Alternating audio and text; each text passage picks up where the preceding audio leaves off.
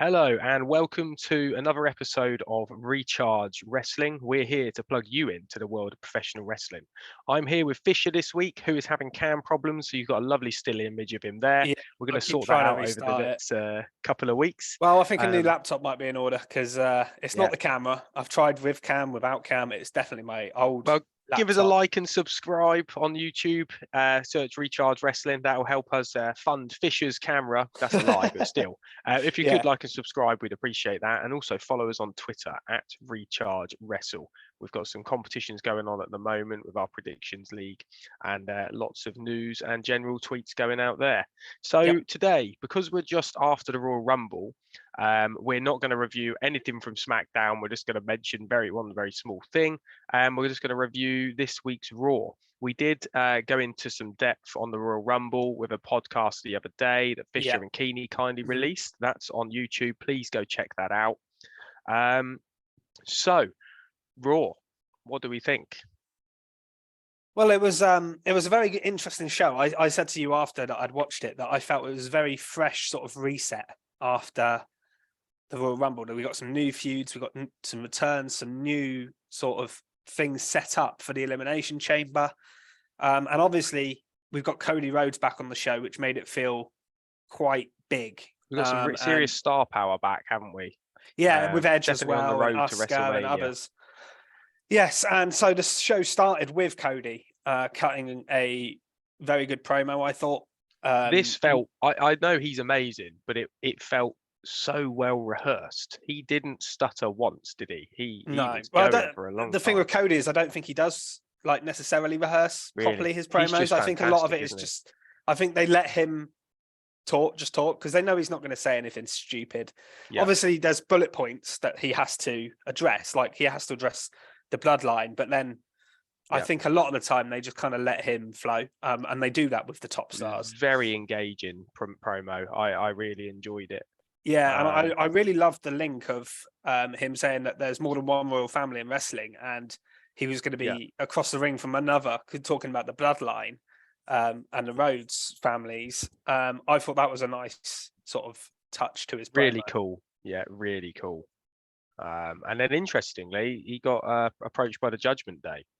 Yeah, I wasn't expecting that. No, one. I wasn't expecting that. But it was kind of cool because it led to a really fun main event match, a match we've not seen before either. Yeah. So, to get Cody and Balor in the ring together. Awesome match written all over it, didn't it? Interestingly, this also plays into our discussion about how are they going to make Cody really relevant if you've got the bloodline all over the place. So they actually kept them away from Raw, which is what we discussed would probably be best. So yes, I think that is good.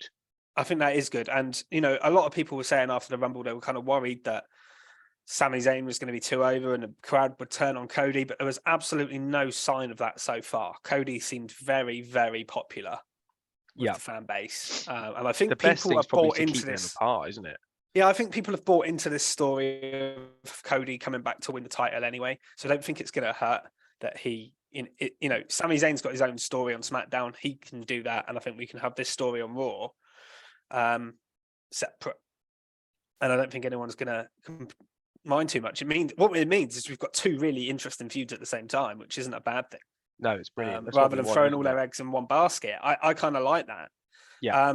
So we got the Judgment Day, obviously, confronting Cody. And as they were leaving, though, were attacked by Edge, which was kind of predictable after the Royal Rumble, but absolutely fine. I do love the way that the sound guy must be just waiting to push the button. He's like, quick, push his music. Yeah, it was weird that he did that, not just come out. I guess they want the pop, don't they? Because part of the allure of Edge is having his music drop, isn't it? Because it's such a fantastic theme. Yeah, absolutely. And that was really a cool opening to Raw because you got Cody, you got Edge. I thought they were going to. Did you think that when they did that, they were going to set up a tag match? I did. I thought we were going to have Edge and Cody team together, which would have been really cool against the Judgment Day. But we got a one-on-one match. In a way, it would have been cool, but also I don't like it sometimes when they just throw random faces together for the sake of it. No. So it was actually quite good that they didn't, and they just fought because they were and had a similar goal. But also, yeah, I don't think Edge is going to wrestle a full match on Raw.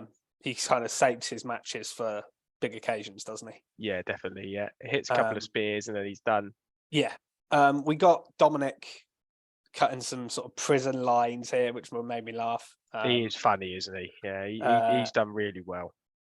And yeah, that was a solid opening to Raw, I thought. And obviously, nice to have Cody back, nice to have Edge back. So yeah, like you said, it felt like we got more stars here on this Raw.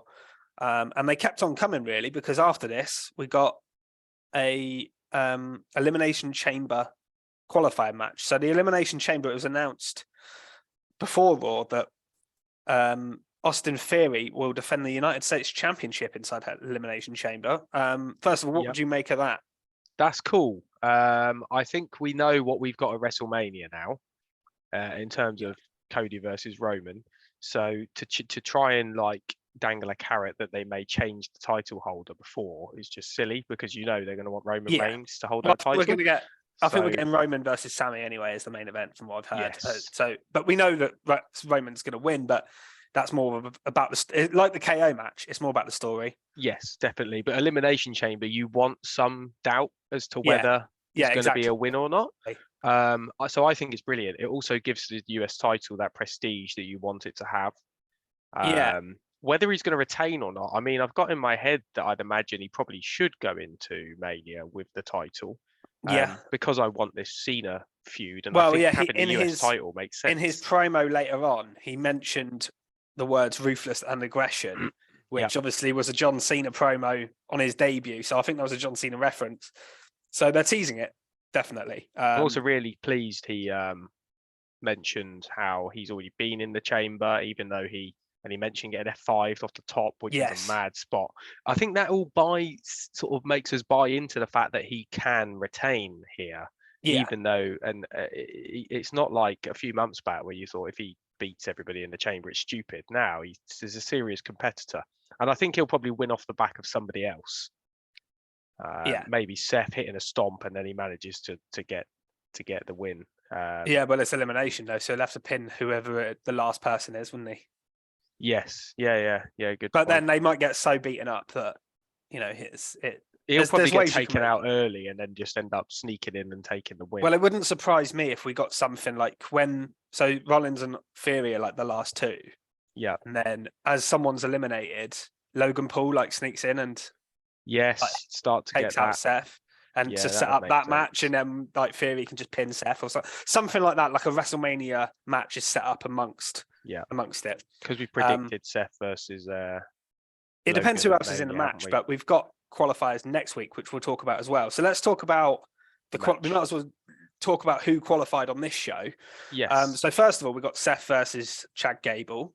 Fresh match that was. And it's all, like I say, these matches all felt fresh, and fresh people in winning as well to get pay-per-view matches, which I liked. Yes. Not necessarily Seth, but you have to have him in there. But yeah, Seth and Gable had a really good match. Yeah. With Seth winning clean, obviously. And then we also got Johnny Gargano beating Baron Corbin. Poor old Corbin. I don't know how you can call him a wrestling god now when he's just getting destroyed again. Yeah. And we got a few weeks when he was looking really powerful, and now it's just gone down the pad.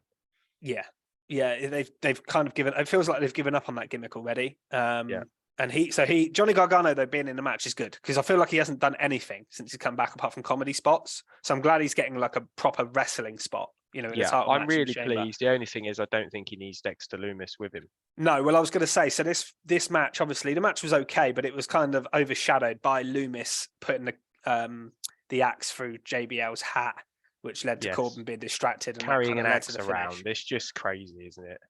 Especially as a babyface. Yeah, and ringside, it just doesn't work for me. The only thing I'd like to see Dexter Lumis do is the storyline with Indy Hartwell, and she's not even been called up yet. So I don't really know what they're doing there. But cool from Johnny's point of view. But yeah, Corbin. Yeah, awesome. I think he's going to be brilliant and a real workhorse in the ring. And I think they showed at the Rumble that they've got a lot of time for him still. So yeah. Looking forward to that. Yeah, absolutely. And then the other one, which was really cool, was Bronson Reed got in there, which I was really pleased about because I thought he'd be in the Royal Rumble match and he wasn't. And I was a little bit disappointed. Like, you bring him back. He's a big guy. Have him showcase in the Rumble, but they're obviously saving him for here. So he gets in the Elimination Chamber match as well, which is really cool, I think. Again, to showcase him, Johnny Gargano. So you've got some fresh people because the US title in the last few months has all been Lashley, Seth and Theory, really, hasn't it?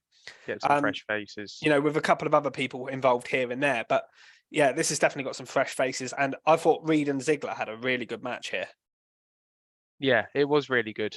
Yeah, it was. And I think he's going to have some good spots. I can definitely see him smashing through the chamber. Yeah. He should get a couple of eliminations at least, I think, to make it interesting. I'm just glad he's getting some showcase because otherwise, what's the point of bringing people back if you're not going to use them? And the same with Johnny. Like, he's been back for months now, and has he even had a pay-per-view match? I don't think he has. No, obviously he was in the Royal Rumble, but not a one-on-one match or even a tag team match or anything. So I'm glad he's getting that showcase. Yeah, it's good actually because they're doing it nice and early. So we've got a few weeks build. I know sometimes you'll have these qualifiers like the week before. Yeah. Whereas it's not till February 18th. So we've actually got a really nice. We've got a couple of weeks. Yeah, over 2 weeks to build and then this. We also got the 2 remaining matches left for next week as well announced. So we got it was Montez Ford versus Elias was one of them. And the other one was Damian Priest versus Angelo Dawkins. So interestingly, both Street Profits in there in singles matches. Yeah, I wonder if it was a bit of a case they were so disappointed with their spot at the Rumble that they were promised this off the back of it. Yeah. Just because they had such a poor showing and we were so surprised, especially that Montez just also. Yeah, they were really, and after, I mean, we said it on me and Keeney said it the other day on the review that we really felt like the Street Profits were complete afterthoughts in the Rumble, and what was the point of putting them in there? I would love to see Montez in the Elimination Chamber match. I think he would be fantastic. A mad spot off the top of the one of the pods. I think the only reason you'd put them both in is if you want them to split. Yeah, but then you could kind of tease it. But I think Priest will probably beat Dawkins, and Ford will beat Elias. So I think we'll get Ford in there, but not Dawkins. That's my feeling. Yeah, I agree. I mean, I don't really see the point of Elias being in there because so I think Ford will beat him. Yeah. But I think Priest should probably beat Dawkins, to be honest. Yeah, one of the Judgment Day you definitely need in there, to be honest, don't you? Yeah, if it wasn't Priest, then Balor, but Balor was obviously used here differently. And I think they're saving Balor for a match with Edge potentially, anyway. Yeah, that would make sense. So yeah, really good stuff there for the Elimination Chamber for the men's. We also did get the Elimination Chamber for the women in this as well. So there was lots of fresh stuff. We'll get to that in a minute, but that came off the back of Rhea Ripley's promo. I think we all expected, I've been saying for months that Rhea Ripley should win the Rumble and challenge Bianca Belair at Mania. Yeah. And I think we all kind of expected that. Yeah. But surprisingly, she went for Charlotte Flair. But, personally, I don't mind it. I think the match with Bianca would have been cool. But obviously the match with Charlotte, she had one 3 years ago, which obviously is the story here. Yeah. They're telling the story that she lost to her. And she wants revenge. So that's the story. And the match they had 3 years ago at Mania was very good. So I think it'd also be a good idea to bolster SmackDown's women's roster with another top star. But I think that's the thing. There's no one really on SmackDown to face Charlotte. No, nothing. We were speculating the other day. Is it going to be Liv Morgan again, or is it going to be like I didn't want it to be Ronda? Like who else is there? Like Raquel maybe, but not. Like, you don't feel like she's ready for this big wrestling. Down the line, I think you're going to get Raquel versus Rhea, which will be awesome. Potentially a SummerSlam match. You could also have Liv versus Rhea.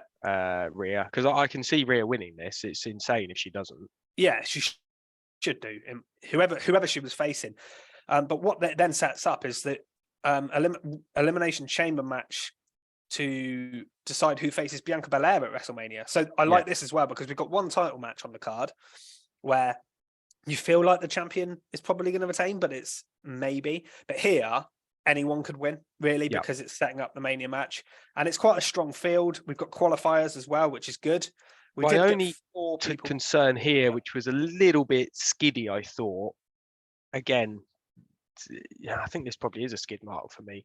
The fact that they just threw in the first 4 because they were at the end of the Rumble. Because I like the reasoning behind it, because I do think that's a good enough reason. But the thing is, it comes off a apparent randomized number. So if you come out at number 30, of course you're going to be. Well, yeah, because Nikki Cross come out 29. She didn't really eliminate. So I anybody. think that's insane, and I think it just shows a lack of will to give the women matches. Yeah. Rather than having I do agree matches, with that. Why don't we have qualifiers as well? Even if those 4 got in, that's fine. Yeah, because there's nothing wrong with that. We had on this show we had Io versus Candice, with Io getting a win. We didn't really need that. We could have had a qualifier match and have who got in there? So the 4 announced people are Asuka, Liv Morgan, Raquel, and Nikki Cross. Yeah. So Asuka and Nikki Cross are obviously from Raw, Liv and Raquel are from SmackDown. So you could have easily had Nikki Cross versus Candice LeRae to get in the chamber, or you could have done Asuka versus Candice LeRae. Because Nikki Cross seemed random for me. Yeah. Because she hasn't. She got put in at 29. She didn't do a lot in the ring. She just sprinted down to the ring. Yeah. She didn't do anything. At least Liv did last like the whole match. Liv, I could see why, but still, I would give her a qualifying match. Yeah, I don't. You just do it on SmackDown, and then you've got women matches. It's a match set up ready for you. You can have a good match. You can get the person over. I would have Nikki Cross destroy someone, because at the moment I think she has no chance of winning, because I've not seen her actually look dominating. No. So it's just a bit of a shame, bit of a skid mark for me. The fact that again, I totally get where you're coming from. I mean, it's cool that they're having this match. Brilliant. Absolutely love the idea of the Elimination Chamber for Bianca's title. Love the fresh people they're putting in the chamber. Yeah, just especially don't like the fact that they didn't. When you've got there's a qualifier next week, a fatal 4-way qualifier, which is Asuka, Piper Niven. Obviously, returning as Piper at the Royal Rumble, so she feels nice and fresh. Yeah, I think she'd be a good person. Who else is in that match? Carmella, again, returning here. Yeah. Don't get why she wasn't in the Royal Rumble, but there we go. And who else was in that match? I haven't got it written down. No, I can't remember actually who the fourth was. Damn it, who is it? But I think, I mean, they could have just, if they only wanted one match, they could have just had a 6-way elimination. Like 2 6-way eliminations or something like that, and take the final 3 out of those. I don't know really. It's Candice LeRae is the other person, of course. So Candice lost to Io. Yeah, and then she still gets an opportunity. So that's what I mean. You could have done a qualifier here and have her. If you're not having her in the chamber match, which I don't think she will win that match, just have her get beat by Nikki Cross here. If you're having Nikki Cross in it, do something like that. So yeah, I do agree with you. So yeah, that was pretty much it from that. We also got Chelsea Green. Obviously, she returned at the Royal Rumble. Yep. So on the women's side of things, we saw her. She's got like a Karen gimmick, where she was just like complaining to the manager. That was like her thing. She wanted some Swiss chocolate and stuff. We'll see how this goes. I think she can pull this off, but I'm not sold yet, but I need to see more of her. I remember I enjoyed her in NXT, so yeah. I mean, I watched her in Impact back in the day, and she was brilliant in there. And she was good in NXT. So yeah, she's good. She just needs to be given time. So we had obviously Chelsea Green. As much as we'd seen her in the Rumble, she almost kind of made her debut on Raw. We had Carmella, and we also had quite a cool return, I suppose. Well, it's mixed opinion on this one, I guess, from Rick Boogs. Yeah, so we have Rick Boogs here on Raw, which I wasn't expecting at all. I quite liked seeing him back, and he basically squashed the Miz straight away. In his suit. So he looks strong, and obviously, but it didn't really harm the Miz because the Miz wasn't expecting a match. He was wrestling in his suit, like you said. The only thing I would say is he felt kind of different to his old gimmick, and I thought his old gimmick with Pat McAfee dancing on the table to him sort of playing Nakamura's theme and teaming with Nakamura, I thought was working really well until he got injured. It was, but I think picking it up, it may be a bit flat now. Yeah, maybe they wanted to do something different with Boogs. Maybe they want to do something different with Nakamura as well whenever he comes back. I haven't seen him in ages. So yeah, I mean I don't mind. But yeah, I mean Boogs isn't like great, but he's okay, he's a different character. He's entertaining. He can wrestle. He's got power. A lot of energy. A lot of it, yeah. So it's fun to see him back. There wasn't a lot to this. One thing I did notice was obviously they had a backstage segment later on where they were talking, and this is set up the 2 Elimination Chamber qualifiers. Elias was very like salty towards him. Yes, we could have that as a feud. And I think that would be. I mean, I remember ages ago, like when Boogs first come up to the main roster, saying that Elias and Boogs would be a good feud because I can see them definitely doing like a guitar off. Yeah. And then probably having another music match where they just smash each other in the head and stuff. Yeah, something like that. Or either feud them or tag team, like one of the two. Yeah. I can see that down the line. So that's interesting, I suppose, going forward. We had yeah, definitely. Another element to the show. A big announcement. We had a lot of announcements on this, didn't we? So we're having well, actually, there was a promo, wasn't there, between Becky and Bailey? Yes. Yeah, I really like this actually because I really like the way that Becky got Bailey to accept the match. It was a lot better than the last one, wasn't it? The last promo they had together. Yeah, and I mean Bailey went there, didn't she? Yeah. She was saying that Seth Rollins is only with her because he knocked her up, and she's not savage. Yeah. And they've been playing on that on Twitter. I don't know if you've seen their tweets, but there's like Becky Lynch put a picture of like Bailey and Seth hugging years ago, and she's like, oh, she doesn't just want my spot, she wants my man, and all this kind of stuff. So they've really gone personal, which I really like. Yeah, and it always works very well when they do that, doesn't it? Yeah, so it was a good promo from Bailey, but also then Becky's sort of attack on Dakota, and then said you might want to check on EO backstage, implying that she'd already taken him out. I thought was very good. And again, they played on this on Twitter as well, so I like that. So EO basically tweeted something to imply that she's gone missing, and then on the bump, apparently Bailey and Dakota are going to be on the bump, but EO's not. So it's like a where's EO storyline, I think. Oh, that's pretty cool for this. So yeah, and obviously this makes the steel cage match next week basically a one-on-one match now with no damage control involvement, doesn't it? I think that's the idea to do this, and I'm assuming Becky now will win. Yeah, Adam Pearce announced that, didn't he? So hopefully that'll definitely go ahead. I can't imagine they're not going to scrap it. I mean, it was on Raw 30 last time, so obviously there was a lot of segments to squeeze in. But hopefully next week, I mean, it should be the main event, really. Becky and Bailey in a steel cage is good enough to main event the show. It should be the main event. 100%, yeah. So that was good. So good, better use of the women, I would say, on this show. We got loads of little cameos. Well, yes and no.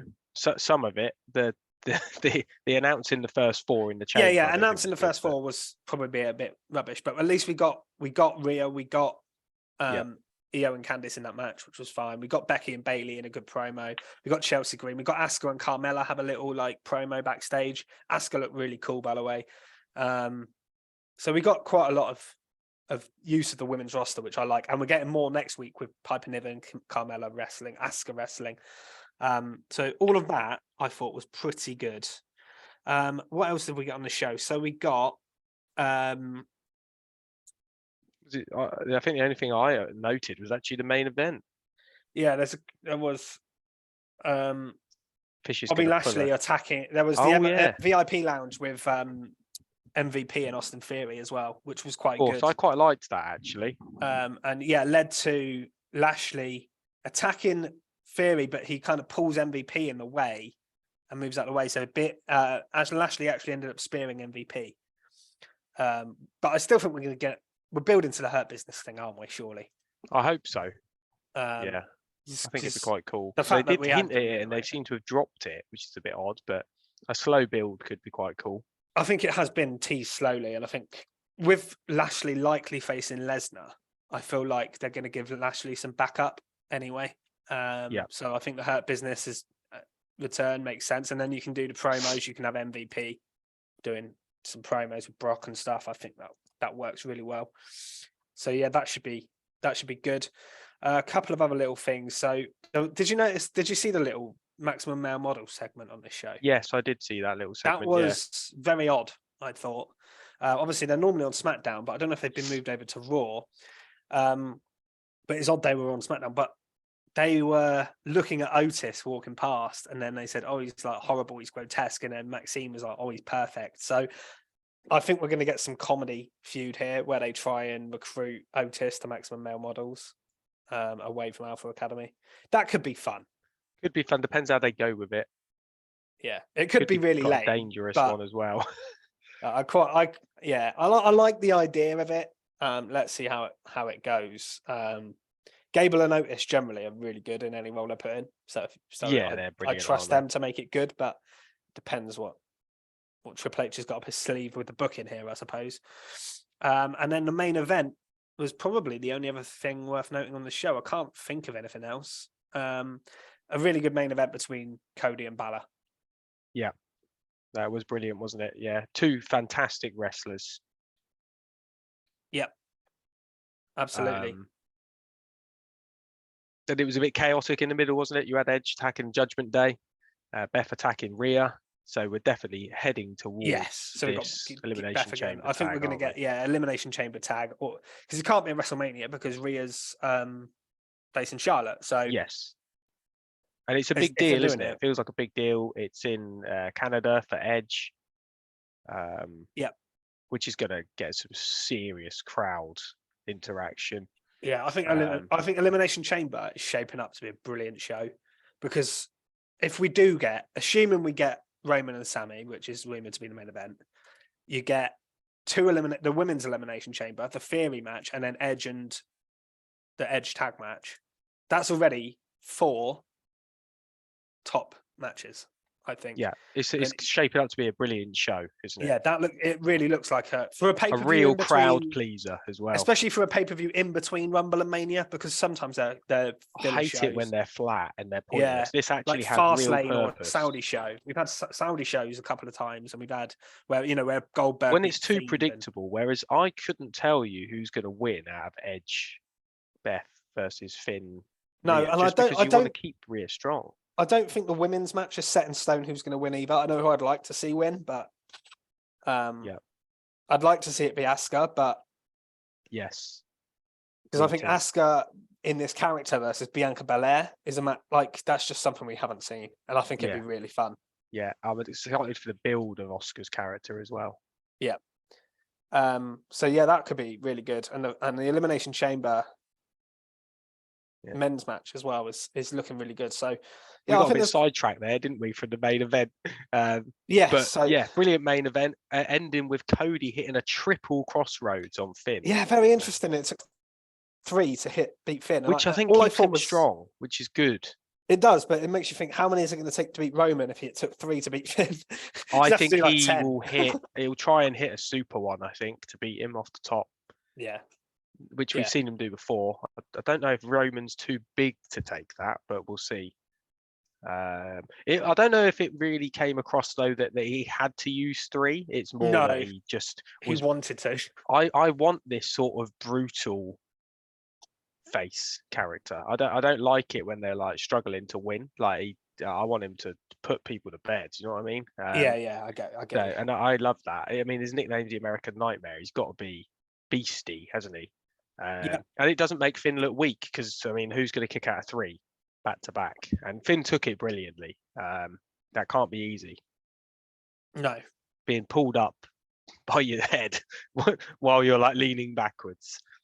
No, absolutely. And like I said, this main event at the end of the show was good. I thought it was a very watchable Raw. Yeah, it's a strong Raw. Yeah, lots of new stuff, which was good.